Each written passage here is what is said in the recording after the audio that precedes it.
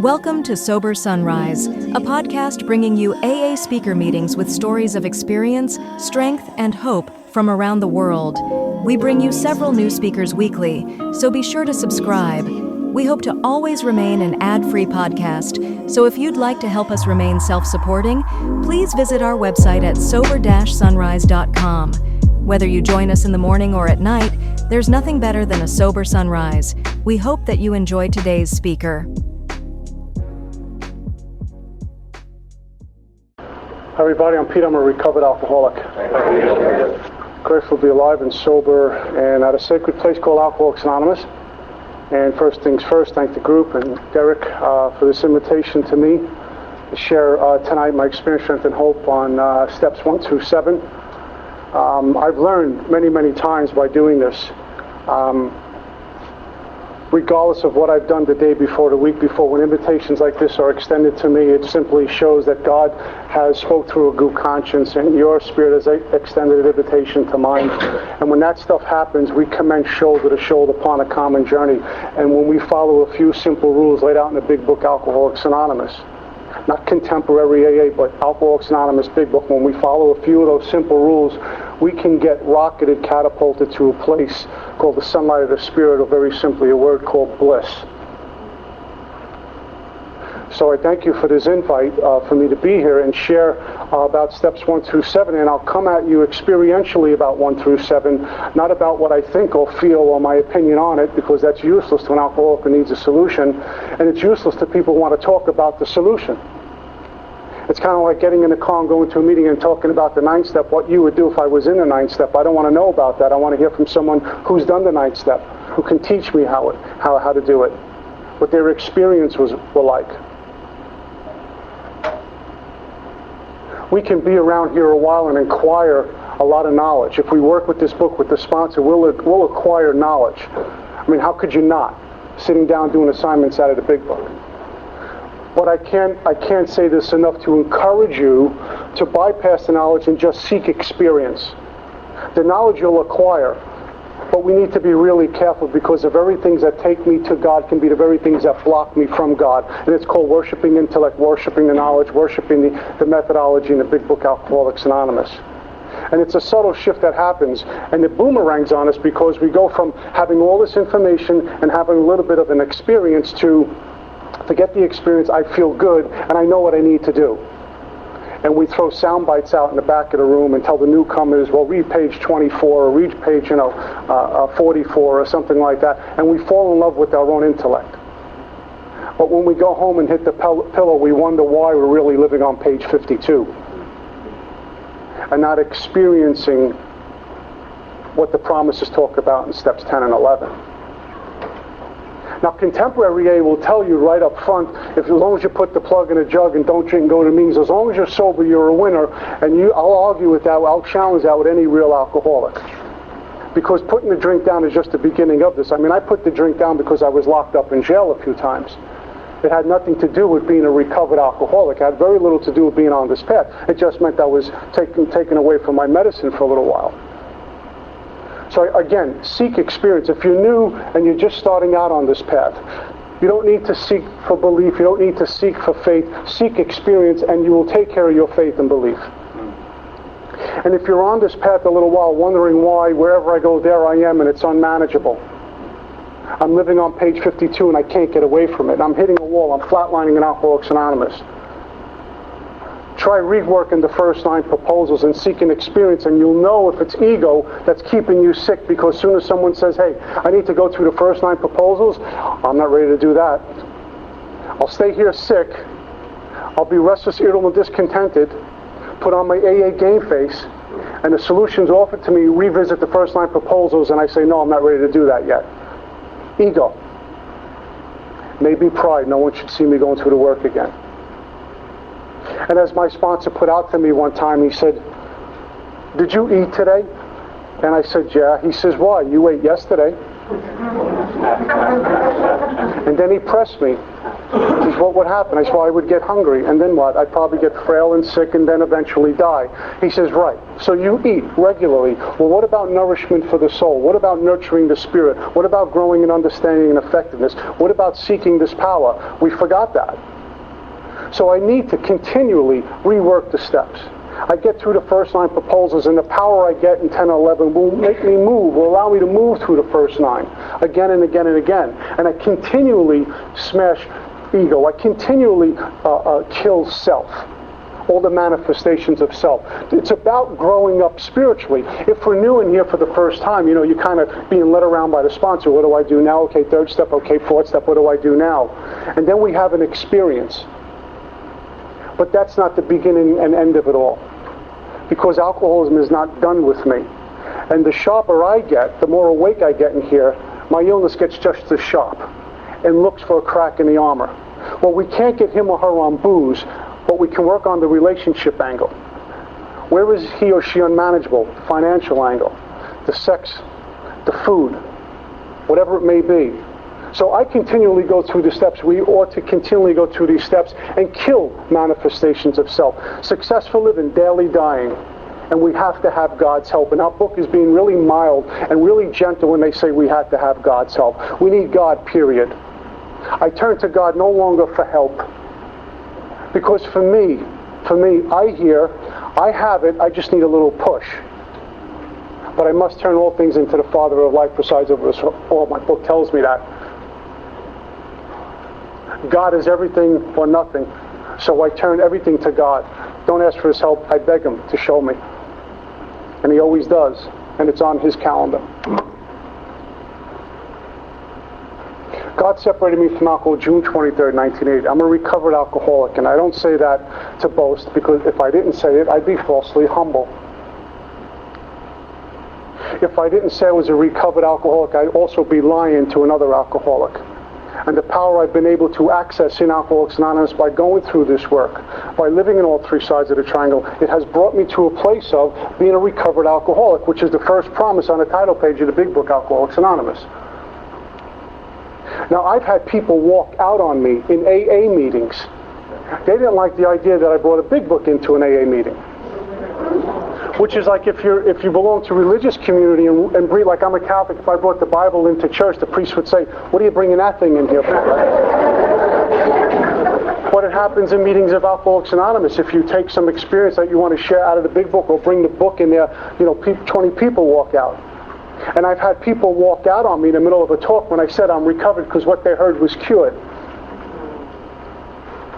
And if I can't love them, I bless them because they don't know what they're talking about. They're just simply uninformed, and my job is to stand on the firing line and inform that I'm not cured, just recovered from a seemingly hopeless state of mind and body, which is a long way from where I left off in 1988 in the back of a hallway, June 23rd, where the obsession to drink alcohol was on me as long as I was awake. The phenomenon called craving was on me as long as I was drinking. And then it got to a place where I had to drink regardless of whether I wanted to or not, because I would become violently ill. And I don't give that lip service. I would get really ill if I didn't drink. Shaking was the easy part. The other stuff was worse. And so I make a sincere plea to this God, if you're out there. And I was one of those guys who bristled with antagonism when you talked about God. I wasn't too thrilled about hearing about this power called God, because I used my thinking mind to sum up what God should have done. And he didn't. So therefore God was cruel and evil. But then we get to a place of incomprehensible demoralization, and suddenly we turn to anything that would work. And I always have turned back to this power, even in here sober, when I was angry with him, when I thought this power wasn't following the script that I wrote. When I was faced with unemployment and incredibly challenging financial times, divorce, losing a house, argue, bargain, get angry with God, try to make a deal with God. I'm not praying to you anymore.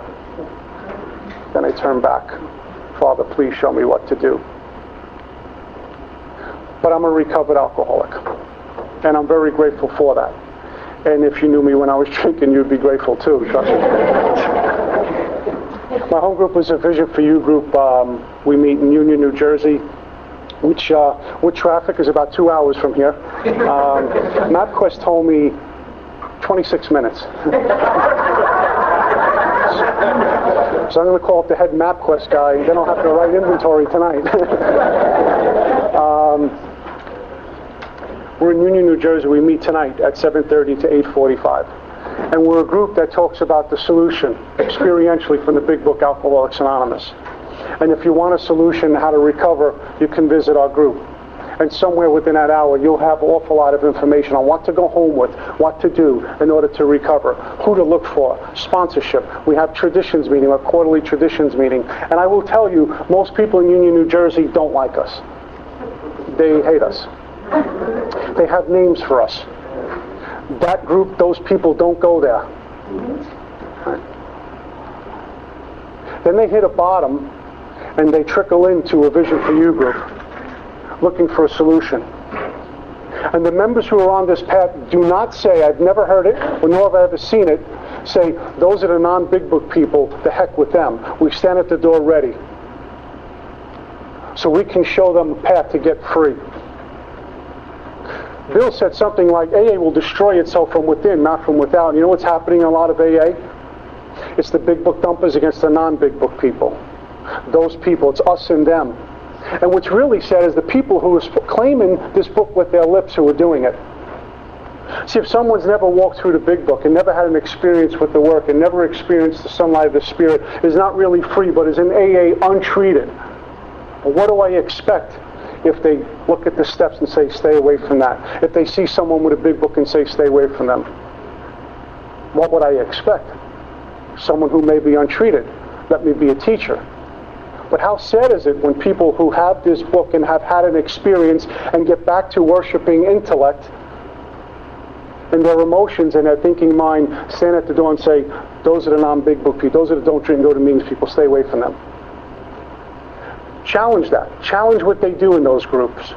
Challenge what they're putting out there. Challenge 90 meetings in 90 days. Challenge put the plug in a jug. We ought to, because it's bad information. But let me never, ever character assassinate the person. And that's what happens. And we become just as dangerous with this book as the person who's saying to the real alcoholic, just put the plug in the jug. Because if God showed up, he wouldn't want any of that stuff. Those of us who had an experience, go stand at the door and wait for a new person. And that's what we try to do at a Vision for You group. So when they bottom out, they come looking for us, and when they're really even more desperate than that, some of them ask me to sponsor them. And then they find out what ambulance looks like, and they're not so sure anymore.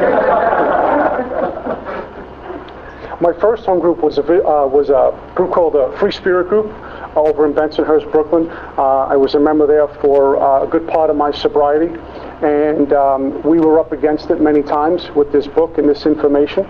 A lot of contemporary don't drink, go to meetings in that area.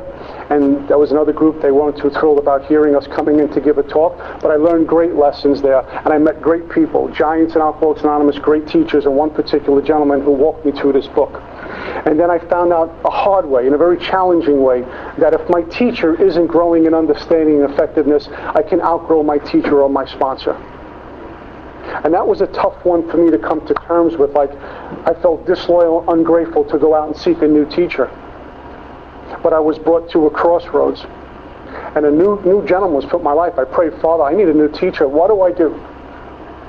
And my current sponsor, Mark H., was put in my path, and that's the last 4 years about with this gentleman. And my life has been recreated many, many times for revisiting this work and incorporating a lot of other material along with, not instead of. I've been quick to see where religious people are at. I make use of what they offer. I've gotten into many, many inspirational books and sought experience with all of it. But not being attached to, although I was a few times, not being attached to the outcome, what I think the journey ought to look like. Because what we'll simply do then is just reinvent ourselves. We'll go right back to inquiring knowledge. Well, I think my spiritual experience should look this way. Or when I read some other inspirational books, I think I should be this way. Just be with it and let the work take you. Let God take you, rather than holding on to what I think the experience should look like. So before we get into this work, a couple of considerations that we have to take a look at. Is my recovery based in abstinence, or is my recovery based in spirit? See, if my recovery based in abstinence, then I can simply be one of those people, and this is fine if this works for you, if this gets you through tonight, that I could not drink, go to meetings, put the plug in a jug, may still have power, choice, and control, and none of the work, some of the many lengths that we have to go through, really applies. My recovery is based in abstinence. That's all I care about.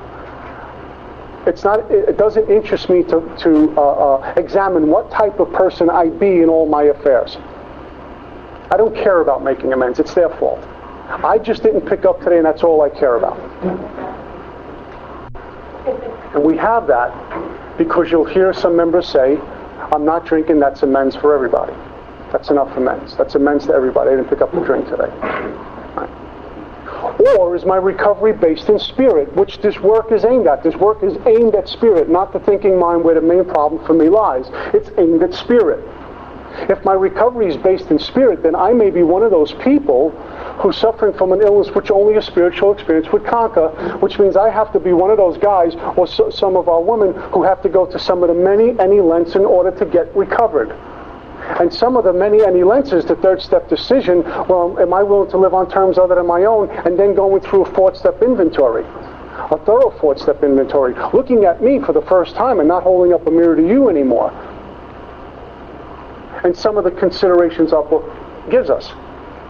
Is my recovery based in abstinence and spirit? Trust me, if it's based in abstinence, you can't wait till I am out of here.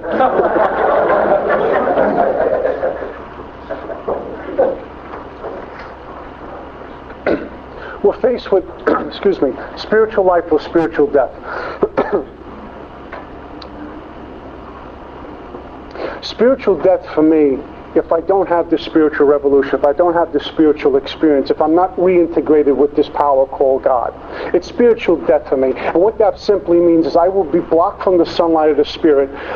The old way of living, old way of thinking will be present again, and little by slowly I will find myself picking up a drink no matter how hard, no matter how much I try to think the drink through, because I have a mind that will take me back to that which is killing me, and it'll be booze. It'll show up in different sorts of sprees at first, but eventually it'll be booze. And for us to drink is to die. It isn't only spiritual death for me, it's spiritual death for many. It's spiritual death for the people that God had me lined up to work with. The people, the students that God had me to go teach will never get that. The family, our book talks about taking this into our homes, occupations, and affairs. Homes first. The homes, the family members who I was supposed to bring, if you will, this new spirit, this awakened spirit into their life is no longer there, and they experience that also. And if you don't think that's true, take a look at family afterwards when it says, years of living with an alcoholic will make any wife or child neurotic. The whole, neurotic, not erotic, neurotic. Make the whole family ill. The whole family is to some extent ill. So it's spiritual death for many. Spiritual life, when we're in the sunlight of the Spirit, means spiritual life for many. Not only for me because I get free of alcoholism and thinking about a drink is removed from the equation, but the people, the students that God has ready for me, I can teach. The places I'm supposed to go talk, I can go. Taking these principles into my home, occupation, and affairs, I can. And the people who show up unexpectedly for me, but God had them ready, the co-workers who need help, the friend of a friend of a friend who's suffering from alcoholism, and I'm recovered, and I can go offer, I can go offer. Spiritual life or spiritual death. The other consideration I got to work with, I had to sit with this and get it, is that there's certain things we need to do in order to recover. But am I looking at this stuff, the inventory, the prayer, the meditation, the visiting relatives, the going to a doctor, the sitting with a new prospect, am I looking at it like I have to do this, I got to do this, I need to do this, or do I work with, I get to do this, I get to get a sponsor, I get to do inventory, I get to visit my family, I get to take the kids to soccer, I get to. Because we know what the alternative is. laying up in some detox on a good day. And for me, I was left in the back of a hallway, June 23rd, 1988, literally dying of untreated alcoholism. If I live to be 100, I'll never be as old as the day I walked into here in 1988. There were no more bargaining chips for me. And I didn't know I was going to wind up on this path. I just knew for the first time in my life that I didn't want to die. And that's the beginning of my spiritual experience. It came in the back of a seedy, dirty hallway on the Lower East Side of Manhattan. And I made a plea to God, take me from this, I don't want to die. It's the first time in my life, and I reflected on that in here. I don't want to die. And my Heavenly Father didn't have to show up in some decorative palace or some, high-end, classy AA meeting where people look good. He showed up in the back of some filthy hallway to get one of his children. And then I got put on this path. And I realized I didn't want to die, and I'll do anything not to. And then I find myself in here, get placed in Alcoholics Anonymous. And I sought this with the desperation of a drowning man. 18 years later, thank the good Lord, I still am, because I have revisited this work many times and do lots of work with 10 and 11 and work with lots of people and get lots and lots of phone calls and people I don't even sponsor, but I do my best to handle all those calls and work with those people because I know what it's like being on the other end when I call up. I'm currently working with a word called immediately in step 10. Immediately. Not hanging out with a resentment that I can't shake. Write the inventory, pray, and it's still there. Immediately discuss it with someone. And I call up, there's a few people I call up to read inventory, and they graciously listen and embrace what I got. So when the phone calls come in, I do my best to reciprocate that way, because that's how God would want it. The power comes to me and out, to me and out. When our book says we begin to sense the flow of His Spirit into us, well, what am I doing with that? I got mine, you get yours, or they say, here, in abundance I give to you the way my Father gives to me.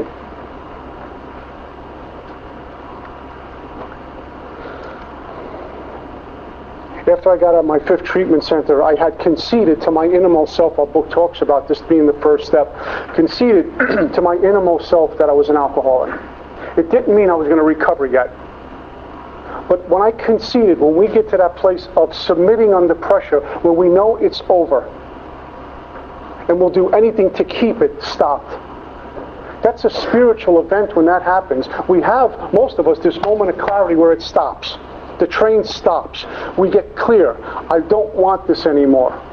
And there's no reservations, any kind, no lurking notion. We're really clear on, I'll do anything to stop this. And that's what happened to me. Doesn't mean we're going to get recovered because I had 2 more treatment centers left in me. But I had conceded. Got into my 5th treatment center for 9 weeks and got drunk 2 days later. Hit my 6th treatment center out in a day and a half. 7th treatment center, thank the good Lord, something happened. But after 10 days of being at my 7th treatment center, and God willing my last one, my mind still was telling me maybe a little bit different, but Spirit kept moving me to people who had a solution, and I found myself in Minnesota. My family thought a lunacy commission should be appointed for me like our book talks about. 5 treatment centers, 9 weeks in one of them, and you're still drunk. I thought I was hopeless. I was one of those people who were really, really beyond ill. Beyond help, beyond God. And I started to hate God because of that. What I didn't know, what I know now and come to experience, is what step 1 tells me. That if I'm a real alcoholic, I have no power, choice, and control to stop it. And getting angry with someone for relapsing, maybe I'm not a real alcoholic because I can't identify with that. You relapsed again? Yeah. They're probably the real alcoholic who needs a solution now, not in 90 days. Sit with them now. My sponsor sat with a guy. One more arrest, he was going to go away to jail for a very long time. Got out of jail. He was doing what they call that, probation, and he was looking to go drink again. And he showed up to my sponsor. My sponsor was in Staten Island at the time. He said, I'm in a lot of trouble. He says, I don't know what got me here, but here I am. And he was romancing, drinking, and some other substances. Well, here's what we did. My sponsor sat him down, walked him through the first 3 proposals. We held hands at the 3rd step together. He sat down, wrote inventory, came up with 7 names. I figured nowhere near enough to do this work. My sponsor said, good enough. 7, we need power. Lack of power is our dilemma. Let's get power. We sat down. The guy did his 5th step, gave instructions for 6 and 7. Bang, out, making amends the next day. That fast. So the person who's relapsing regularly in AA needs to get to this work if they care to have it. Now, not next month. Not make 90 meetings in 90 days. Not here's a quarter, call me. Now. That's overlooked in a lot of our AA meetings. Lack of power, choice, and control, step 1 tells me. Step 1 tells me that I suffer from a phenomenon called craving, that whenever I drink alcohol, the craving's intensified, never satisfied. More was my drink, and I had no idea when that was going to stop. It stopped when it wanted to. I have a mind that will take me back to that which is killing me. It's called the obsession of the mind. It'll pretty up a junkyard to get me back to a drink. And if I'm around here a little while, it'll show up in different ways. The drink will disguise itself. If I'm untreated, they're called sprees. The sex spree, the food spree, the money spree, the anger spree, the fear spree, sprees. Because what I'm doing is trying to seek some sort of comfort somewhere. What I'm really doing is running away from the discomfort because it's on me again. And eventually, I'll have the strange mental blank spot, order a double jack, let's get going. Right? Or a beer, whatever your thing was. And we're wondering, how did this happen? And people wonder, hey, he was sober, she was sober this long, what happened? Real alcoholic. When I see them relapsing, like me, when I used to relapse, the real alcoholic, they need power. Step 1 tells me I am drinking. You know, you'll hear in contemporary AA, step 1 tells me I can't drink. No, step 1 tells us we are drinking. Not that we can't drink. Step 1 tells us you are drinking. I am drinking. That's the lack of power, choice, and control in the mind before I even pick up a drink. The unmanageability as a result of drinking, a blind man can see it. No rent is being paid. The kids aren't taken care of. The family is neglected. Our lifestyle starts to resemble the drunk. Whether it's an internal condition or an external condition or both, it starts to resemble a drunk.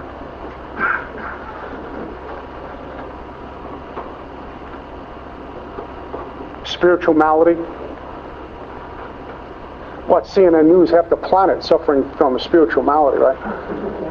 And we have a lot of people in AA who suffer from a spiritual malady, but don't have the obsession and compulsion to drink. Have a mind that will take me back to that which is killing me.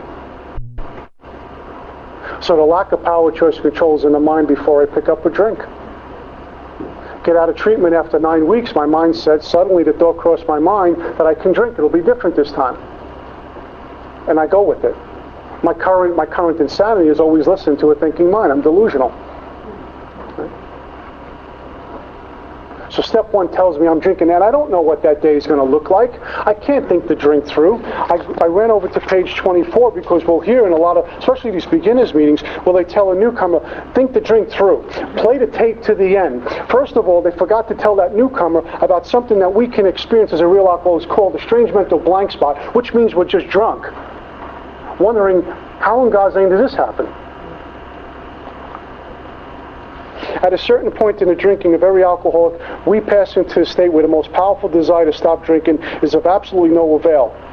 The fact is that most alcoholics, for reasons yet obscure, have lost the power of choice in drink. Our so-called willpower becomes practically non-existent. We are unable at certain times to bring into our consciousness with sufficient force the memory of the suffering and humiliation of even a week or a month ago. The almost certain consequences that follow taking even a glass of beer do not crowd into my mind to deter me. If these thoughts occur, they are hazy and readily supplanted. Think the drink through. Bring the body, the mind will follow. The last thing I wanted was my mind showing up anywhere. The main problem in alcohol centers in the mind, not the body. And we tell a newcomer, don't drink, go to meetings, bring the body, the mind will follow. We just gave him a death sentence. Unless we're informed and we've had an experience with this book, then we're not saying things like that. Then we're saying things, do you have a sponsor? Have you gone through the work? Where are you in inventory? Have you made a decision yet? Are you a real alcoholic? And we hopefully bait that drunk to get spiritual consent. Because I'm not one of these people. I wasn't brought up in saying I'm your sponsor. Ask me. Give me spiritual consent. Then I can go at you. And you can't say, don't ask me those questions. Life or death. Spiritual life, spiritual death.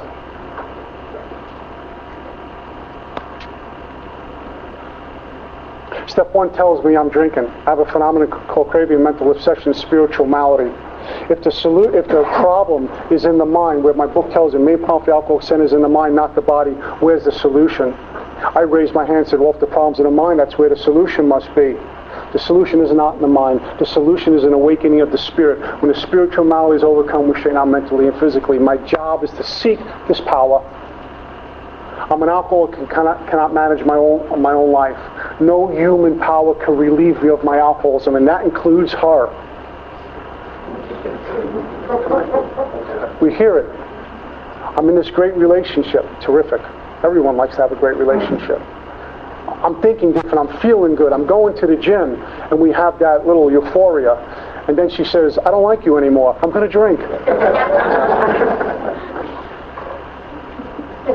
My recovery is based on an external condition. I'm in serious trouble. And she or he is an external condition. Money is the external condition. Having page 52 in order, right, looks good for a while, but if I depend strictly on that, I'm in trouble. It's the internal remedy that works. It's called God.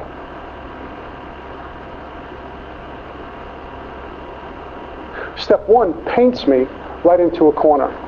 No human power is going to relieve me of my alcoholism. Well, that just cuts off everyone, including the AA meeting. AA means consistent of human powers. We come here. There's power in the unity of this fellowship. We feel the camaraderie when we walk into a place like this. It's band-aid on open wounds when we get here. But that itself is insufficient. We need to experience the power of God. We hear in AA, it's a we program. We admitted we were powerless over alcohol. It's a we program. I thought it was a spiritual program. Doesn't we imply a human power? Doesn't we imply self-reliance? Doesn't we imply me and I can't keep me sober? It's a spiritual program. With spiritual principles, not spiritual part, spiritual program. And I need to seek this. God could and would if he was sought. And we get to have an experience, and it becomes God can, has, and continues to. If I seek him, we get free. We get free. And if anyone's here tonight wondering when the obsession is going to be off them, I can offer you this, that you can get free, and drinking is removed from the equation. Not like what we show up with step 1 with, where it's on us constantly, but we can't get away from it. We're no longer in that place of I'm drinking no matter what, unless I seek God. I had made many attempts to stop drinking. I had many powerful desires to stop drinking. And still got drunk. And in the back of a hallway in 1988, it was done. And there wasn't this much of a reservation. Nothing. Everything was removed from me. Which is what the work does, by the way. It's about removal. In order to get free, it's subtraction, not addition. Back to the relationship stuff. We come in here like I did, right? And we have what we talk about, that hole in the soul, that void. I feel empty in here. Really what's happening, we're just filled with contempt, prejudice, old belief systems, pomp, calamity. There's this wedge between us and God, if you can see it with the mind's eye, right? It's the only way I can describe it adequately. But we feel empty, and what we do, we start reaching out, get the car, get the money, get the job, get the relationship out there, external conditions, and it works for a little while, but we still feel empty and wondering why what's on us all the time. Then the car gets old, the relationship gets old, I bring my old behavior back into those affairs, and I'm wondering how come I want to blow my brains out, and I'm in Alcoholics Anonymous. In order to fill that void that we feel, we have to literally remove everything that's in there. If we have an 8-ounce glass full of water and try to fill it up, what happens? It just pours over. There's too much. That filled glass is what makes us up, and it's full of things that are killing us. We simply have to empty it out and fill it up with the Spirit of God and awake. And that's what this work does. That's why a lot of people run when they hit step 4, because the rubber hits the road. It's one of the many lens, and we feel like we're dying when we go through this work. It's drastic and revolutionary proposals they're talking about. It's uncomfortable. A book in the 12 12 says, who cares to admit complete defeat? None of us. Who cares to look at manifestations of self, and I can't blame you anymore. It's necessary. It's vital. And I need to know God's showing me, God showing me, God showing me. You want get free? Here's what's in your way. I'll help you out of the way. I'll help you get out of the way. And we have 12 proposals to get completely free of alcoholism. So I'm painted into a corner in step 1, and step 2 offers me a solution. Came to believe that a power greater than myself will restore me to sanity, wholeness of mind. And in wholeness of mind, because of a spiritual experience, my thinking mind is no longer telling me about drinking. And if I'm waking up and I'm growing up spiritually and I'm really working with 10 and 11, even the untreated behavior is dead. I am free. Oh, I'll have to write inventory from time to time because parts of self may show up in a form of a resentment or an expectation or a fear, a little contempt once in a while. But I'm not experiencing untreated alcoholism in the form of sprees and contempt all the time, or simply living on page 52.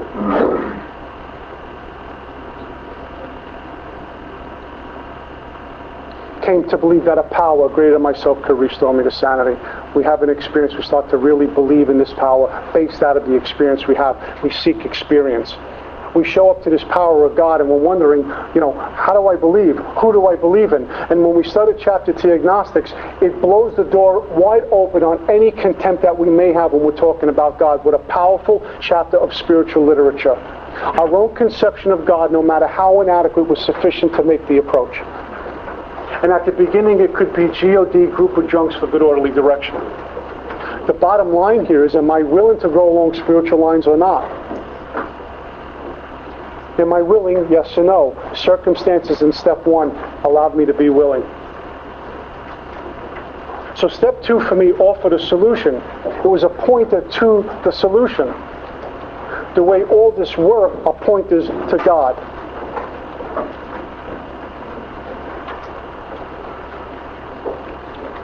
My thinking mind, main problem for me. My thinking mind.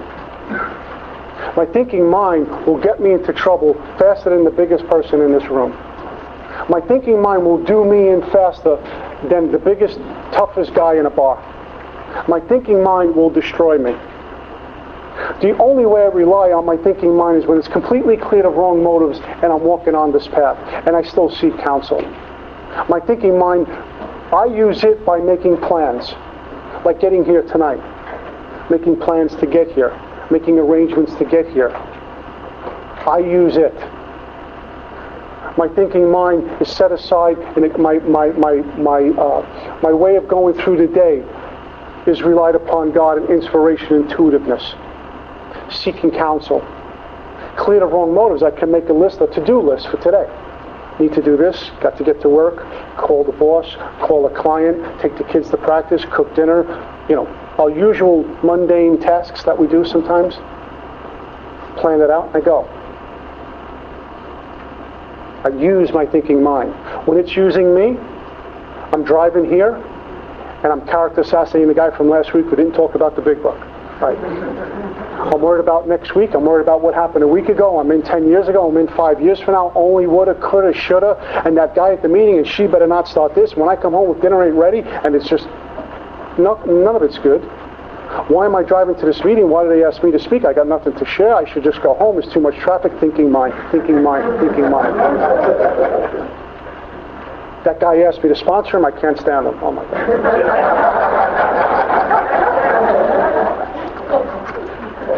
Obsessive and compulsive thinking mind. And what the spiritual awakening allows me to do is recognize that and get free of that in here also. So step 2 was my solution, was appointed to the solution, and study chapter 2 agnostics. They beg us to lay aside prejudice, lay aside old ideas. One of the greatest prayers I've worked with is something called the lay aside prayer or set aside prayer. When I first heard that prayer, I thought I was telling God, what you gave me is not good. I want more. I want something different. All we're simply doing is laying it aside. If I have a bookshelf full of books and I buy new ones, I take some down and put them to the next level and put my new books up. I'm just laying aside to make room for new experience. Lay aside prayer. God, please let me lay aside everything I think I know about the big book, the 12 steps, AA, and you, God, for an open mind, new experience. Father, please let me see my truth. Let's go. Just lay aside. No one's telling me to forget it. It didn't work. Just lay it aside. So am I willing to have God be everything? What was my choice to be here? And again, I think our book, as tough as our book can be, is very mild here. They ask, what's our choice to be? Is there really a choice? I'm faced with alcoholic destruction or finding a spiritual way of living. A spiritual way of life, and our book says, or else. I know what the or else is. I'm back in a hallway on a Lower East Side on a good day, drinking Mr. Boston Blackberry Brandy to pass out, because the pain of being awake and sober is too great. That's my or else. That's my alcoholic destruction. And we take people with us. Step 3, I make a decision in 3, and it's simply a decision. When I was going to meetings in Brooklyn, I would hear, do the AA waltz, 1, 2, 3, 1, 2, 3, or do a step a year. And I don't get that.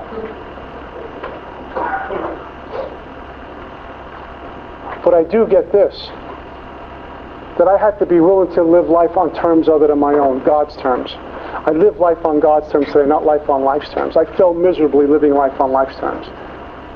Chapter to Agnostic says God's terms are easy, open, all-inclusive, never exclusive. When we're in the sunlight of the Spirit, it's just kind of like, with all the challenges, with all the things our families have to go through sometimes, there's something deep down in here that we move. No attachments. Some requirements in step 3. It talks about, am I convinced that my life on self-will can hardly be a success? Something to sit with, because the first answer we'll always give to the sponsor is, oh, sure I am. Sit with that. Am I really convinced that my life and every area of my life can hardly be a success based on me running it? One of the assignments I got to do about the 3rd time through the work was go through every area of my life and sit with it. Did I think I was doing a good job or not? Did I think I was capable of getting past any unmanageability that I was experiencing? Was I involved in any of this stuff? And I had to search diligently, because if there was a little tug on it, that means I was holding on to a little self-reliance here. And if I'm doing that, somewhere there's fear. And there's unmanageability. And here comes page 52. And if I don't do anything about that, here comes a suddenly. Suddenly, the thought crossed my mind. A drink would be nice.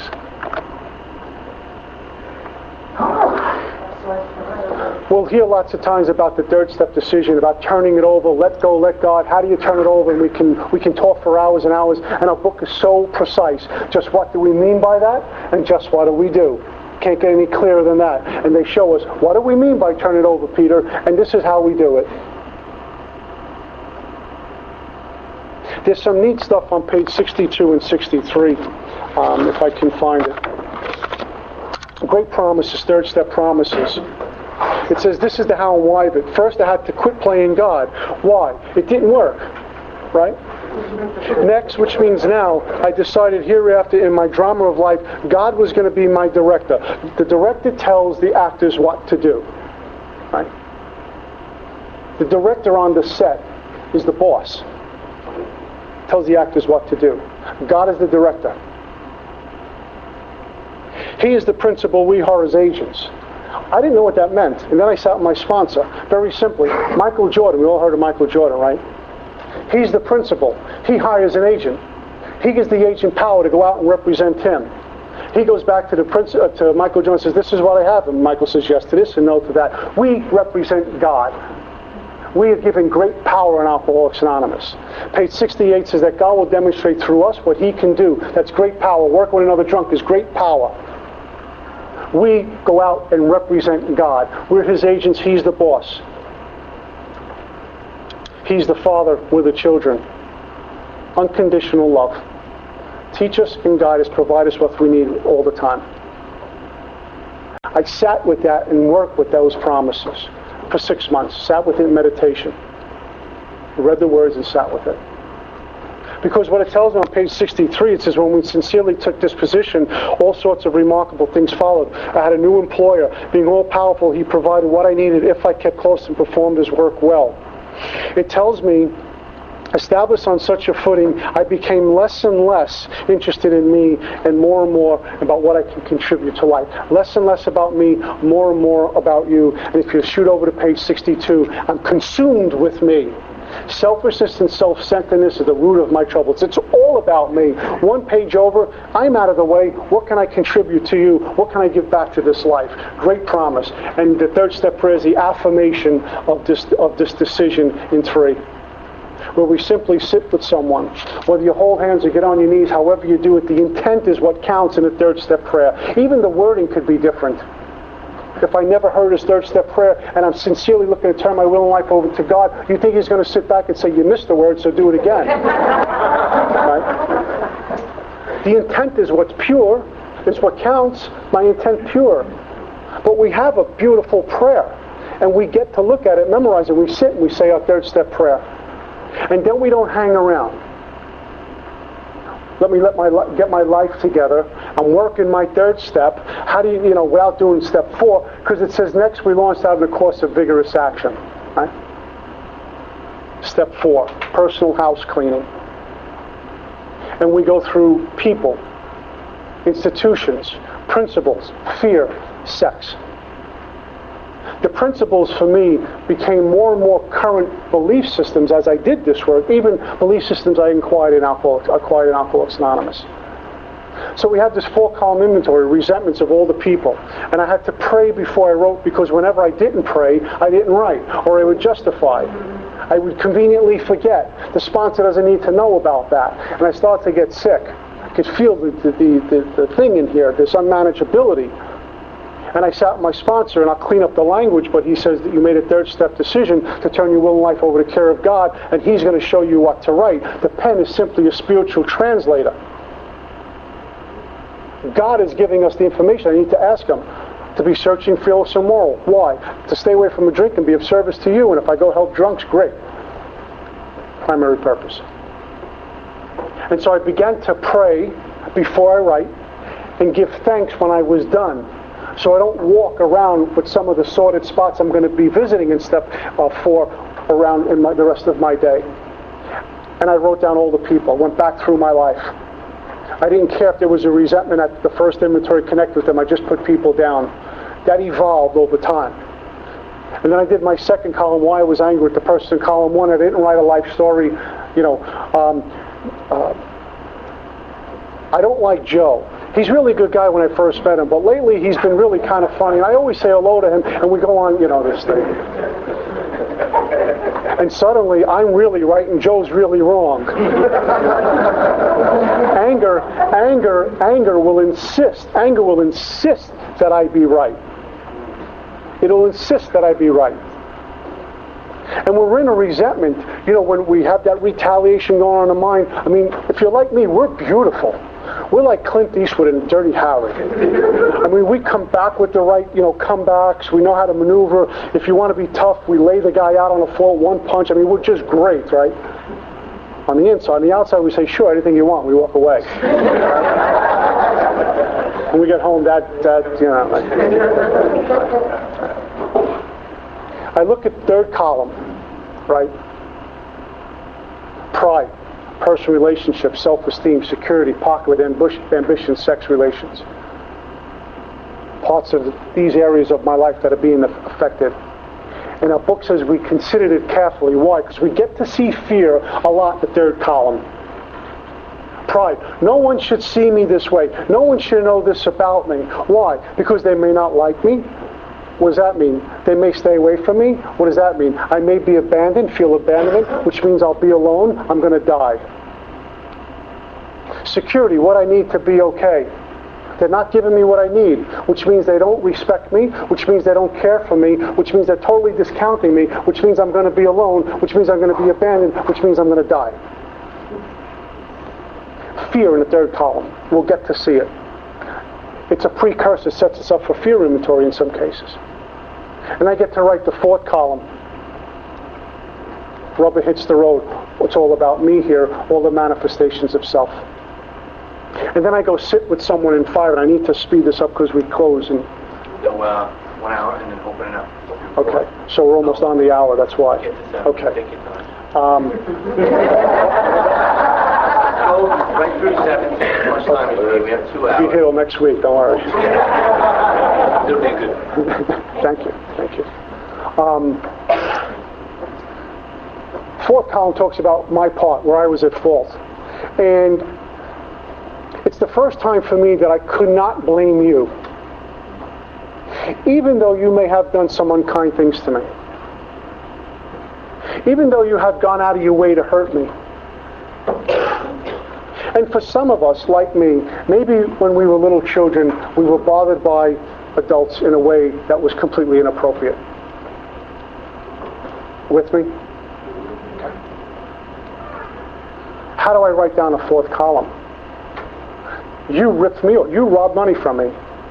An adult who did something that was improper with me. Right? You went out of your way to harm me in another way. How am I at fault in the fourth column? I have to disregard what you did, regardless of what it is, entirely. It's one of the many lengths our book talks about. And rubber certainly hits the road. And I've experienced all of those sort of resentments. And every one of those areas showed up in my fourth column.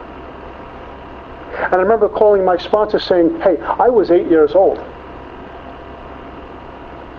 9 years old and 10 years old. I was a little guy. And I was scared to death, and it made me feel dirty for the rest of my life on the inside. I felt less than a man. I felt inadequate because of what they did with me. And my book is telling me to put down where I'm at fault. And my sponsor, bless him, he said, Peter, how long have you been hating this man?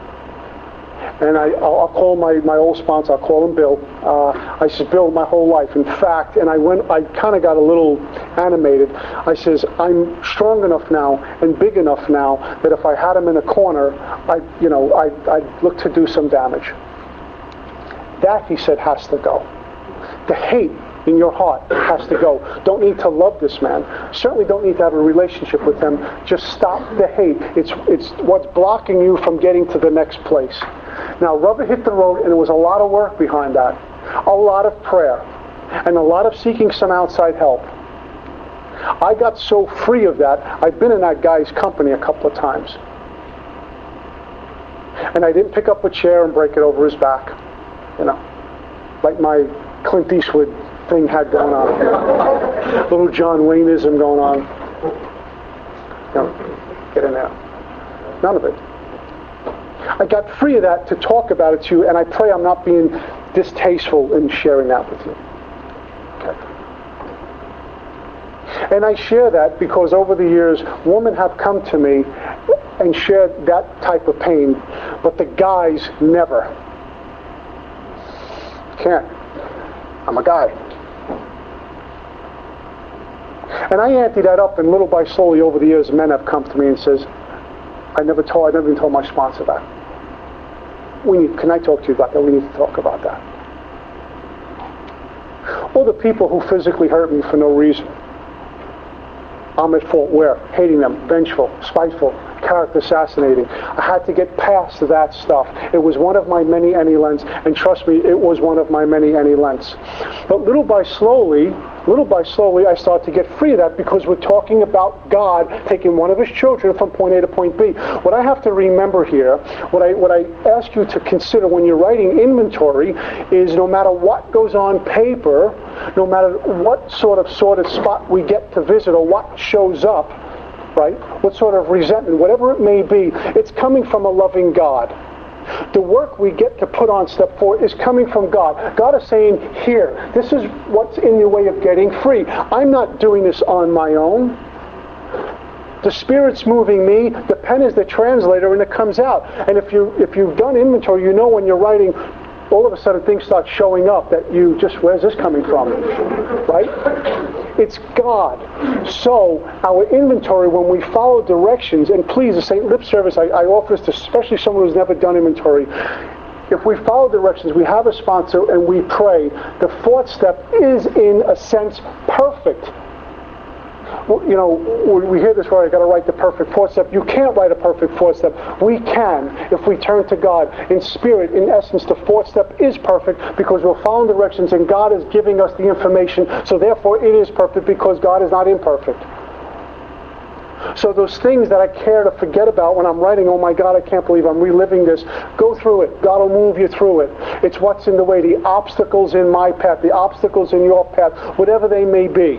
Park Avenue, park bench, I don't care. Don't compare. Whatever in the way, God's giving it to us. We suit up and show up. I'll do anything, sponsor any lengths. Turn my will and life over to care of God, and God says, okay, your life is truly mine, and I'm going to show you how to experience all of me. My God doesn't hold back and say, I'm going to give you a whole lot of work and watch you do before you can experience my love. We're the people who are blocked. We created this. I've created my own calamity. I've created my own dramas, my own contempt. And God's saying, here's a sledgehammer, get it out of the way. And He allows us to do that. And we really, may you find Him now. We don't have to look too far because the great reality is deep down within, right here. Thumbprint of God on all of us. The Spirit of God in every one of us. Back to resentments. The great reality is deep down within. God's in you, God's in you, God's in you, God's in you. I'm angry with you, I'm blocked. I'm angry with you, I'm blocked. I'm angry with you, I'm blocked. I'm angry with you, I'm blocked. Times that by 200 or 300 people. So my first inventory looked like. I made 200 direct approaches, and that's just where my story took me. I had 5 books of spiral notebooks. My sponsor almost bailed on me when I showed up here. Resentment after resentment after resentment, and fears. Fears. Unbelievable fears. And God says we can get free. And then it tells me in step 4 that we're prepared to look at it from an entirely different angle. And it holds the key to my future. Prepare to look at it, my life, this work, from an entirely different angle for the first time ever. There's a shift in consciousness. Because they have some fourth step promises. There's a shift that happens within while we're doing the writing, and some of us are not even aware of it, but it starts to happen when we get to see ourselves on paper. Excuse me. Thank you. It's kind of like walking down a Manhattan street, trying to go from Madison Square Garden up to Times Square on a day like today. You're trying to, weave in and out. But if we go up to a building, up to the 10th floor, we look at it from an entirely different angle. We see a path. The newscopters are up there for a reason. They can see clearer. It's a different angle than the guy driving in the car. God allows us to have a shift, to look at a life from a different angle and get to see our part. Get to see how we started the ball rolling. Get to see how unforgiving we have become. Get to see how we're so attached to a resentment or a fear or a part of our life, a drama, that it becomes our life. We get attached to drama. This false sense of self. This is my life. This is my drama. I'll create more drama. I'll look for drama. So I go into a meeting and say, there's Joe with the drama. Because without the drama, I feel like I cease to be. And I get to see all of that. You'll see it even in our meetings, the person who's always in drama and looking for new drama. Because they think that's who they are. They think that's who they be in here. It's delusional, but I was like that too. Step 4 allows me to see that. The full sense of self. The me that's run by a thinking mind and all the drama that creates, my attachments to my external condition, thinking that was a remedy for what ails me on the inside, called alcoholism. Got to see all of that. Wrote out a fear inventory. It would be fears like I had up until I was about 15, fear of firemen. And there were simple fears like that. The firemen used to roll down the block or go put out a fire, and I couldn't understand why I was 15. Maybe even 16, and had this this feeling in me that was like I was scared. Couldn't identify it. What was going on with that? Wrote out some inventory. When I was a little boy, I remember living in Red Hook, Brooklyn. I remember my mom would give me the little bottle, and I'd lay in bed, and the fire trucks would roll down Van Brunt Street, Red Hook, Brooklyn, almost every night.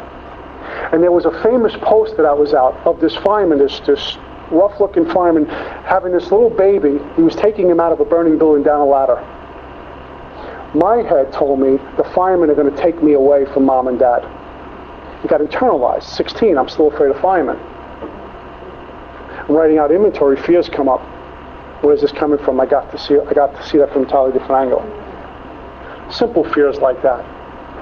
I got to see other fears. I got to see how much my fear was attached to because I was in self-reliance. I got to see fears of dying, fears of no money, fear of poor health, fear of money, fear of good health, fear of never dying. My sponsor had me do the opposite. Great assignment. Fear of being old and poor. Okay. Most of us would raise our hand. Okay, write this inventory. Fear of being rich and growing very old. Fear of being rich and never dying. Let's play that. Let's play with that. What's that look like? Why would there be fear? There's fear because self is in the way. Who wants my money? How do I protect my money? I'll be around forever. What does that mean? All the people I know are going to be passed on. I'll be alone, abandoned. I'm going to die anyway. Got to do the opposites with fear. We got to institutions. The first time I went through the work, the medical community and the religious community were on top of the list because both didn't save my mom who died from this. My resentment inventory, by the way, had I was told to write down me and God. I found a whole lot of things to be angry with me about, but I didn't think I could really be angry with God or tell anyone about it, but I put down God because he didn't save mom either. And I blame God for everything. And as one of my teachers says, I've been going through life treating God like a person and people like God. I had it backwards. You know what I mean by that? I go to Joe and say, Joe, I need this done, okay? And I expect Joe to follow through and dot every I and cross every T and do it perfect. He's human. He makes a mistake, and I'm writing pages of inventory on him. I'm not going to turn to God. It's not going to work anyway. Got it backwards. I treat God like a person, like fallible, and the person like God, infallible. I got to see the difference between friends and acquaintances. If we had coffee together, you were my lifelong buddy. Right? And I wondered why you weren't around all the time. That was a hard one for me to swallow, the difference between friends and acquaintances. And principles were a lot of belief systems I grew up with. And I sat with my first sponsor, and we went through this work, and my first sponsor embraced everything I said. He didn't judge me once. He looked bored a few times also. And he gave me some insight. And remember when I called up my sponsor about this incident that happened to me when I was a young boy, and I said, they want me to write down where I was at fault. You know what he told me when we sat with my fifth step? That the same thing happened to him. And I felt no longer alone. Another man experienced this and had the same repercussions from it. My lungs were filling up with air again. It was called God. Since then, going through the work, I've been able to work with what I call multiple fifth steps. Our book talks about personal persons. And I sit with other people besides my sponsor. And trust me, where our book says we may have had spiritual beliefs, we now begin to have a spiritual experience that has happened to me every time. Not necessarily when I got done with 5, but somewhere between 5 and 9. Step 5, with my current sponsor, sitting with more than one person, personal persons. The first time I went through the work, it was just a sponsor, moved on to 6 and 7. And since then I found out, and I can talk to you about this from experience, that the more people who are on this path that I get to share with, the freer I get. Who understand what I'm about to do, understand it's a life and death errand, will embrace what I have to share, and give me guidance and feedback, and make things that much clearer, and kill ego, kill self some more. pages 23 to 43 make me a seeker of God, and they still do. And if this is one of the lengths I need to go to in sitting with more than one person, then so be it. And I got to see in sitting down every time with my fifth step, and even more having a profound impact on me in the latter times I've gone through the work, is how I was playing God. When I was writing out my fourth step and going over my life, I saw how I was playing God, how I had my plans and designs for everyone else, how I assigned roles for you, for me, and for God. No wonder why I was in so much fear. I got to see all of that on paper. I got to see everything I don't want to be. Do I want to still walk with this into the rest of this journey? No. It made my sixth step consideration that much easier to make, to say yes to. All my belief systems about God, I got to see knowing God by not knowing.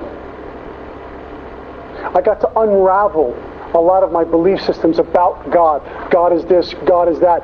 My idea of God, my concepts of God were just that. Concepts, very little experience with God, if any at all. And my concepts about God came from a thinking mind. A limited thinking mind. I can be the most worldly man in the world, on the planet, the most read university scholar.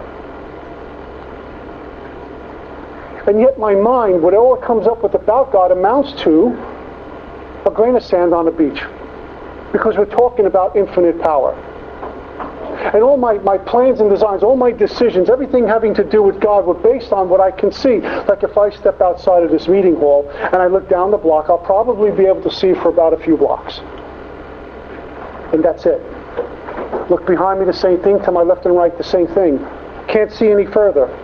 And I've gone through my life based on that limited sight distance. And I've interpreted everyone based on limited sight distance. Limited, whatever I had in me. Limited insight, limited intuitiveness. And I did the same exact thing with God. And my book dissolves all of that. Because God is everything. And if God is everything, then maybe God is nothing also. Before there was everything, there was nothing, but there was this power. And it was there before my heart took its first beat, and it will be there long after my heart takes its last beat. It's present. Power. All love, no opposite. And I had to see that, and I got to see that, and how I got to see that was by sitting with someone in 5 and sharing what I had just wrote. What I had written. And then great things started to happen because I would get some feedback and some guidance and be steered a little bit clearer in a better direction. And then I would ask questions. We asked questions. And if my sponsor didn't have the answer, he would send me to someone who was better equipped to answer. There's great learning and great experience in asking questions. Because if we don't ask questions even about God, then we become fanatics. And we see what's happening on the planet because of things like that, right? We ask questions. Ask questions. Sit with the sponsor. What does this mean? Great students ask questions. Great teachers are students also and seek counsel. How neat would it be if you could imagine this about asking questions? If whatever your God looked like, if there is a look, whatever your power is that you pray to, showed up and sat down next to you, would you hesitate to ask it, her, him questions? You may confess how much you love them, how grateful you are. And then you would be a student and say, what does this mean? How come this? We would ask, it would just come out of us, the questions we would have to ask. Here we are. The greatest spiritual teachers I've found in my life have been members of Alcoholics Anonymous, recovered members. Why do I hesitate to ask questions? Ask questions. We have some fifth step promises our book talks about. And I didn't experience those fifth step promises the first time. Right after I got done with the fifth step, I was more relieved that it was done. I did feel something that another person knew all about me. And there was the mind had some disturbance, but here it felt very light. very open, very, very roomy, very free. I didn't have to worry about what if they find out. How much I'm angry with that or fearful about that or something I did, read sex inventory to another guy, about those things that we rather just not let anyone know about, certain behaviors, right? Someone knew me. And those fifth step promises, I remember starting to experience something. I didn't wake up to until I was in 6, 7, 8, 9. And I remember being at a meeting in Brooklyn, and I was got my instructions 6 and 7. I was creating this list for 8, and something was going on that I could not describe. And when I can't describe something that feels so blissful and so joyful, it's God. I remember sitting with another member that my sponsor sponsored also at the time, and I'm sharing with this person what's going on with me. And they were just delighted for me because they knew what was going on.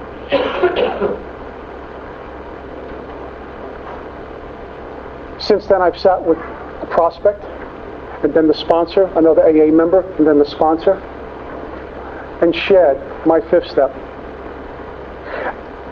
It has evolved this way. I don't have that many names on like I did the first time. Although one time I went to sit down and figure this is going to be a snap inventory. There'll be about 10 names, and 70 names showed up. My current inventories are just that, current inventories, when I revisit the work. However, sometimes old resentments still show up. Things from the past still show up. And I put them down anyway. But my focus is on current stuff.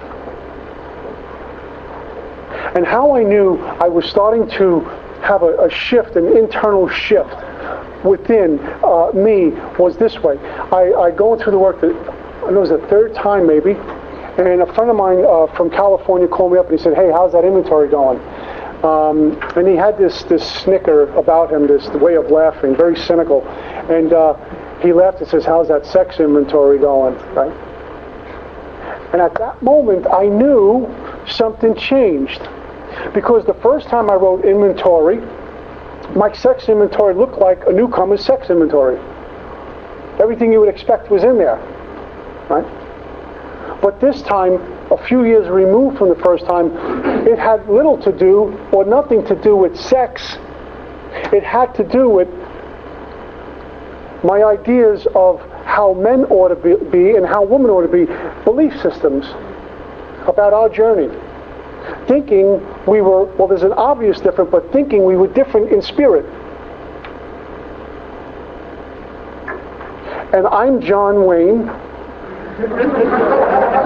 and you're the fair maiden, waiting for me to come home. And real men do this.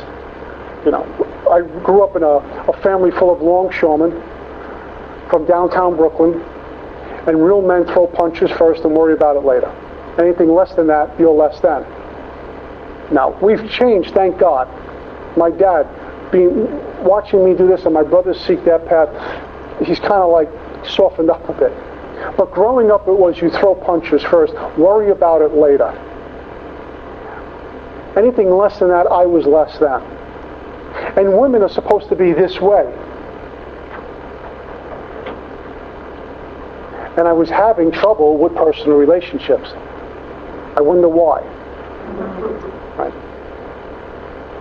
And I got to see that stuff, and I realized how much God allowed me to get moved past the stuff that plagued me on the way in. The great change that happened for me.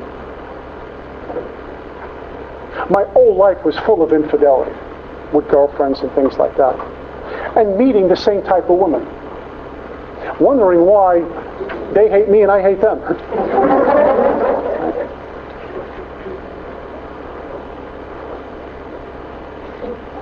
But then something happened where I've been in a very long-term relationship when I was married.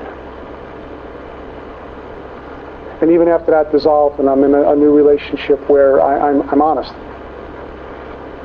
Which is very unlike how I used to be. And I'm just so grateful for that. Because what I found out also by going through this work is my harsh treatment towards women.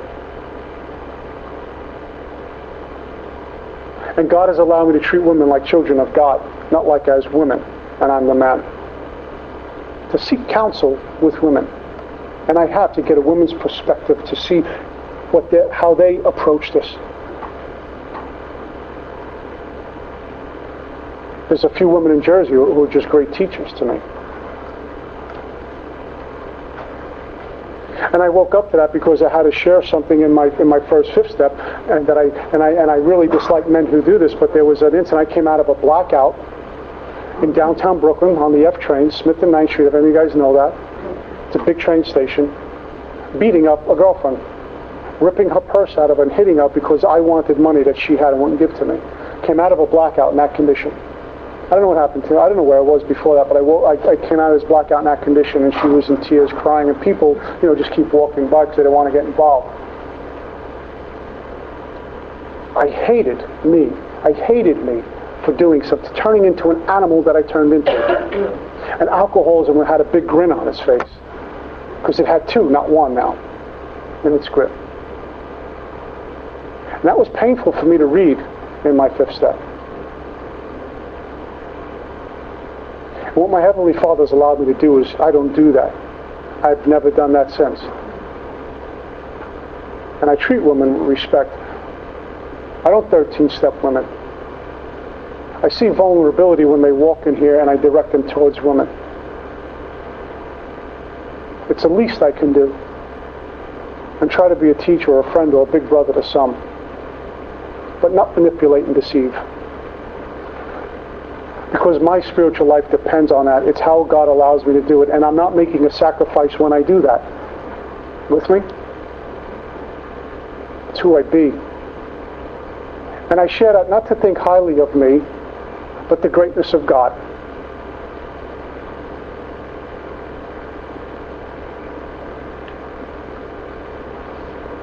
Step 6, after finishing step 5, it says, if we can answer to our own satisfaction, looking at the stones properly in place,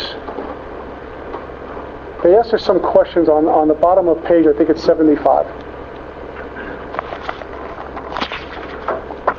Have we tried to really sneak something through the archway? Have we tried to get something past God that we think He's not going to find out?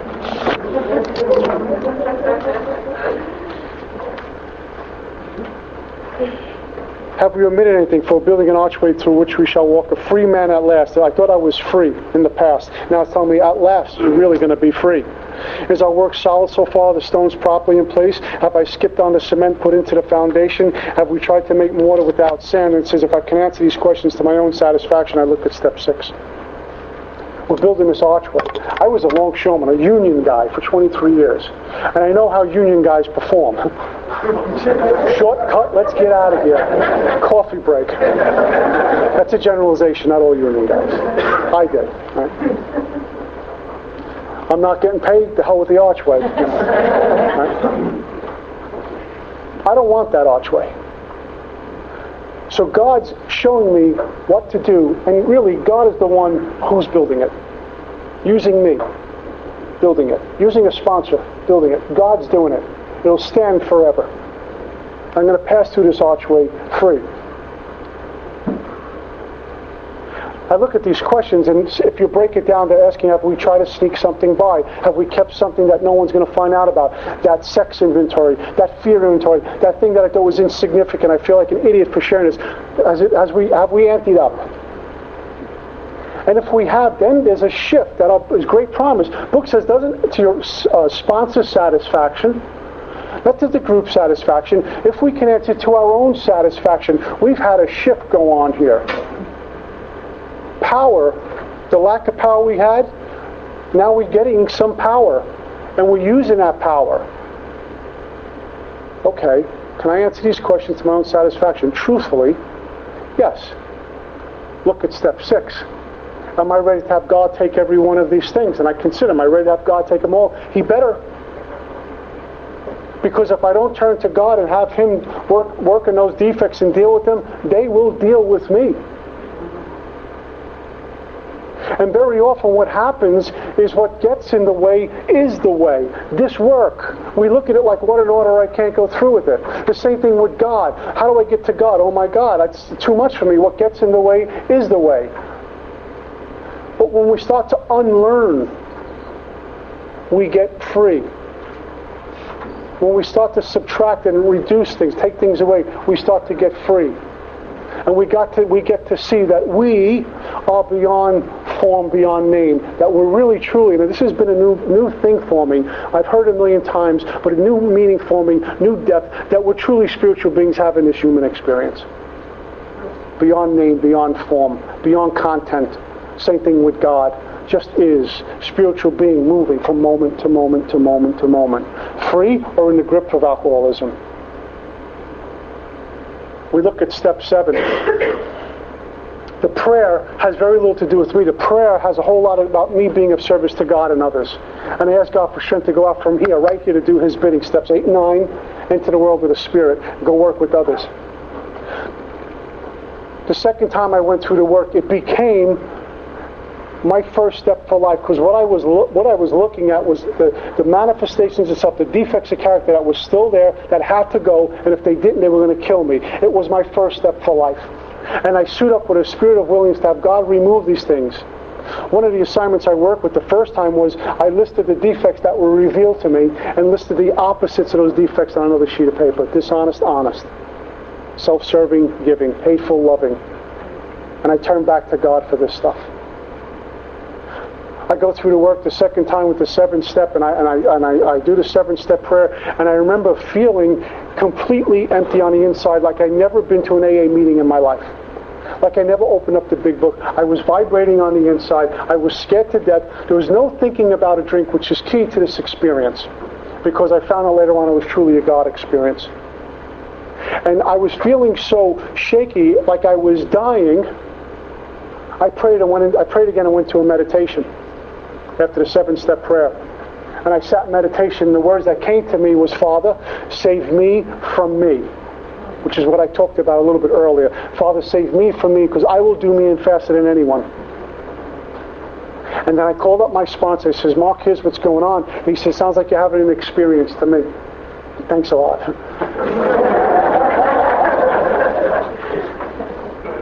There was something that took place this particular day. It was a Sunday.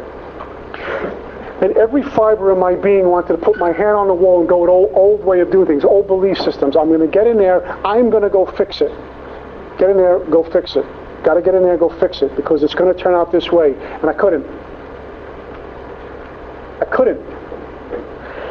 And I wanted to all day. I was on this obsession. I got to do something. Should make this call. I should go do this. I should make this call. I got to do something. And I couldn't. Well, the end of the day happened, and I promise you, it worked out perfect, divinely perfect. And then I was so grateful that I didn't create another new drama by doing what I wanted to do. Common sense truly became uncommon sense. One of my teachers says, my answers for today are tomorrow's problems. Right? Shift. What I found out, that experience I was having the second time through the work, I was truly experiencing the emptying out, the death of self. And it feels like we're dying sometimes when we go to the work, because we're dying the death of self before the physical death. And that's what was happening to me. I got to challenge everything, and it was incredibly uncomfortable in here. But then I got free. And that emptiness started to get still.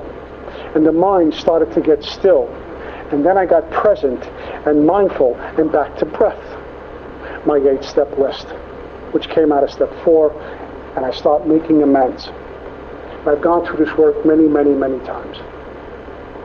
It feels so wonderful on the other side, not always when we're going through it. So why deny my spirit in me and others? I get a chance to help the greatness of God and the greatness of this power. All the work we do in here are pointers to the glory of God. We ought to be in AA a pep rally for the power of God. We should be shouting for the rooftops about what God can do for us. A pep rally for the power of God. And too many times in contemporary AA meetings, don't talk about God because you're scared a newcomer out. Tough. If they're lucky, booze may kick him back in. If it doesn't kill him, it's like getting wheeled into an emergency room with a life-threatening wound, and the doctor says, easy does it. What are we demanding? We're demanding help now.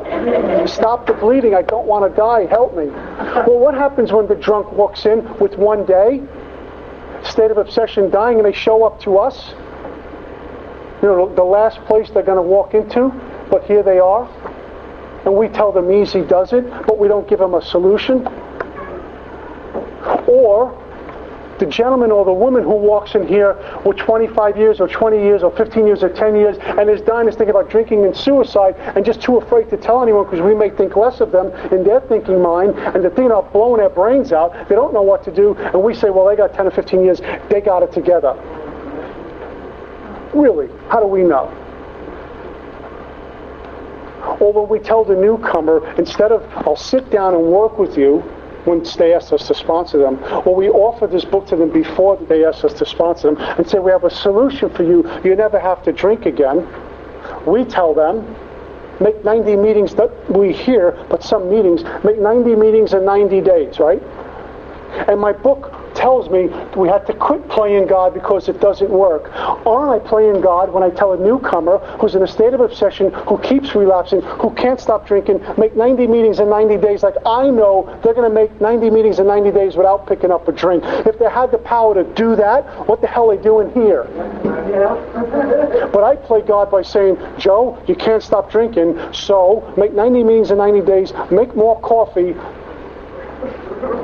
He or she is trying to hold on to another hour. Their life is in the toilet. They're dying. Maybe they just got out of another treatment center, and we tell them, just put the plug in the jug. That may work for some. And if it works for you and you're here tonight, bless you. I'm not trying to tell you you're wrong. What I am going to do is challenge it for a real alcoholic. Because I got that information and almost died. And the people who showed this book to me annoyed me. They disturbed me on the question of alcoholism. And I'll close with the story on how it happened. God separates me June 23rd, 1988, December 22nd, 1988. I want to drink more than anything in the world. Everything's caving in on me. I'm acting like a drunk without a drink in me. And if she only loved me again, if only this happened. When that works out, I'm living in Minnesota. There's 30 feet of snow out. I can't take it. I'm driving down, I don't know, wherever it was, somewhere in Minneapolis or Bloomington, and I said to myself, the first bar I go to, or the first crew on the corner who's dealing something, I'm getting fired up because this is awful. And then something came over me in here. I says, God, I'm in trouble. Just help me. I don't know what to do here. I thought of this gentleman in Minnesota. Called him up. He was my first sponsor. Kind of like a first sponsor. Went to his house. I shared my dramas of life with him. He says, Peter, where are you with God in the 12 steps? And I said, Joe, when do you start the steps? And he says, when you stop throwing up, you're late. He disturbed me on the question of alcoholism. But he offered me truth. So I won't lie to a drunk, and I hope you don't lie to me. And I'm very grateful to give this message away with the same love and gratitude that it's given to me each and every day, for fun and for free. That's all I got. Thanks.